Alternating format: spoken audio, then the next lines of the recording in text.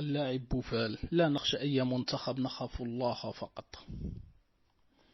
صرح سفيان بوفال لاعب المنتخب المغربي لكرة القدم بأن الأسود لا يخشون أي فريق في كأس العالم، عكس ما يعتقده البعض يكون المنتخب المغربي هو الحلقة الأضعف، وأن بلوغ العناصر الوطنية للمربع الذهبي لكأس العالم ليس بمحض الصدفة. وتابع بوفال بحديثه بالقول: نحن لا نخاف أي أحد ونخشى الله عز وجل فقط.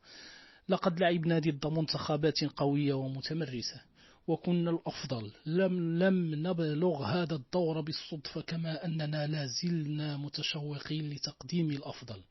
ووجه بوفال الشكر لجماهير المغربية والعربية والإفريقية في جميع أنحاء العالم على الدعم الكبير الذي تقدمه في مونديال قطر، مشيرا إلى أن أهم شيء هو الاستعداد الجماهير المغربية في أي مكان.